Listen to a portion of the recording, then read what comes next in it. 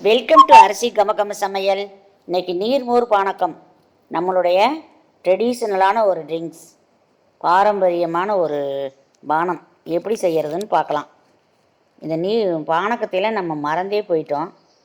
இதை அடிக்கடி குடிக்கிறது நல்லது, குழந்தைங்களுக்கு அடிக்கடி குடிங்க. இப்போ ஃபஸ்ட்டு நீர்மோர் எப்படி செய்கிறதுன்னு பார்க்கலாம். 1/2 கப் தயிர் எடுத்திருக்கேன். இதை மிக்சியில் நல்லா அடித்து எடுத்துக்கலாம். நீர்மோர் செய்கிறதுக்கு தேவையான பொருள் இஞ்சி, பெருங்காயம், மல்லித்தலை, கருவேப்பிலை எல்லாமே ஜீரணத்தை தூண்டக்கூடிய ஒரு பொருள் தான் இந்த பெருங்காயம், இஞ்சி, மல்லி எல்லாமே. ஃபஸ்ட்டு இந்த தயிரை நல்லா மிக்சியில் அடித்து எடுத்துக்கலாம். ஆடை இல்லாமல் அடிங்க.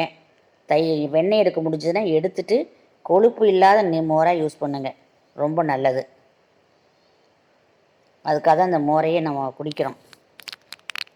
இந்த மாதிரி தண்ணியாட்டு இருக்கணும். நீர்மோர் தண்ணி மாதிரி இருக்கணும். நல்லா ஒரு சொம்பு தண்ணி கலந்துக்கலாம் கடன்னு. இப்போ இதில் பெருங்காயத்தூள், மல்லித்தலை, உப்பு போட்டுக்கலாம். இந்த இஞ்சியை பச்சையாக போட்டோம்னா வாய்க்கு கடிக்கு வந்துன்னா எல்லாம் கீழே துப்பிடுவோம். அதனால் இஞ்சியும் கருவேப்பிலை இலையும் தாளித்து கொட்டிக்கலாம். ரொம்ப ரொம்ப கம்மியான எண்ணெய் ஊற்றணும், நிறையா எண்ணெய் ஊற்றக்கூடாது, அப்புறம் மோரில் மிதக்கும். ரொம்ப கம்மியான எண்ணெய் வச்சு இந்த கருவேப்பிலை, இஞ்சி போட்டு தாளிச்சிக்கலாம். இப்போ இஞ்சி இந்த எண்ணெயில் போட்டு தாளிக்கிறதுனால வாய்க்கு வந்தாலும் சாப்பிட்றதுக்கு டேஸ்ட்டாக இருக்கும்.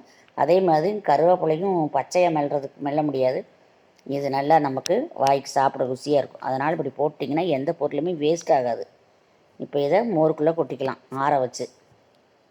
இப்போ நம்ம அடுத்தது பானக்கம் எப்படி செய்கிறதுன்னு பார்க்கலாம். ஒரு நெல்லிக்காய் சைஸ் புளி ஊற வச்சுருக்கேன். இதுக்கு தேவையான பொருள் 1/2 கப்பு வெல்லம், கொஞ்சம் சுக்கு பொடி, முக்கியமாக அடுத்தது சோம்புத்தூள். சுக்கு பொடி போட்டுட்டேன். சோம்பு 1 2 தட்டி வச்சுருக்கேன்.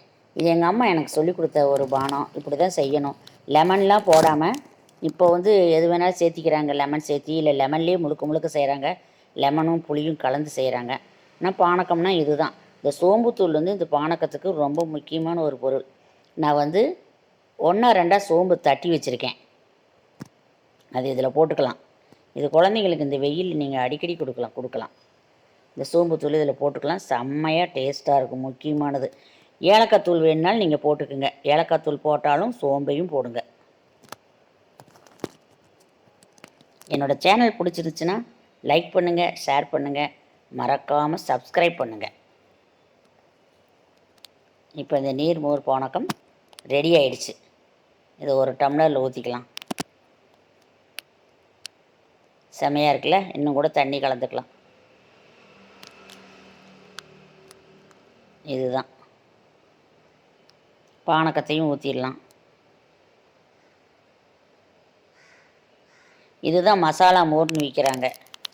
வீட்லேயே செஞ்சு ஆரோக்கியமாக குடிங்க. மேலே கொஞ்சம் சோம்புத்தூள் போட்டுக்கலாம். இந்த வீடியோ உங்களுக்கு பிடிச்சிருந்துச்சுன்னா லைக் பண்ணுங்கள், ஷேர் பண்ணுங்கள், மறக்காமல் கமெண்ட் பண்ணுங்கள். தேங்க்யூ.